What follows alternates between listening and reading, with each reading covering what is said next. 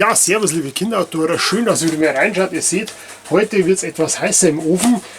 Von Hänsel und Gretel kennt ihr auch den Ofen hier, da hat man die böse Hexe reingeschoben. Sowas tun wir natürlich nicht. Ich schiebe heute ganz was anderes rein, nämlich eine Pizza.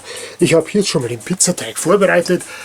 Wie das geht, das könnt ihr auf kinderautor.de nachlesen. Das ist ganz was simpler Teig, den kriege sogar ich noch zusammen. Aber damit das Ganze wirklich gut schmeckt, können die Kinder die Pizza belegen, wie sie wollen. Vegetarisch oder wer es will mit Schinken und Salami und so weiter. Jeder wie er mag. Und ich werde jetzt aber in der Zwischenzeit, während der Teig geht, also ich lasse das Ganze aufquellen, da ist Hefe mit drin, den Backofen anwerfen, weil eine Backofenpizza schmeckt tausendmal besser als eine, die aus dem Gefrierfach kommt und im Elektroofen warm gemacht wird. Aber schaut selber, wie das Ganze jetzt geht und loslegen wir. So, und jetzt befeuern wir langsam, aber sicher unseren Backofen. Da schmeckt die Pizza tausendmal besser als aus dem Elektroofen an der Küche. So, langsam gewinnt das Feuer an Fahrt. Jetzt werden die Pizzen hergerichtet mit Tomatensoße bestrichen und belegt. Jetzt kommt Salz. Das Ganze wird jetzt gewürzt nach eigenem Geschmack. So, die Pizzen sind jetzt fertig und kommen in den Ofen.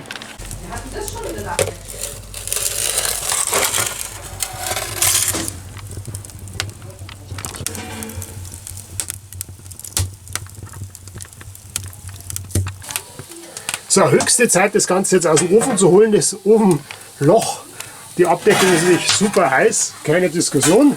So, rein und raus mit der Pizza. Jawohl! Pizza alla Carbonara, etwas dunkel, aber lecker. So, die wird auch so hart.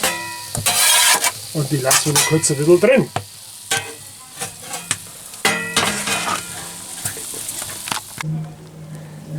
Ja, lieben Kinderautoren, ihr seht, super.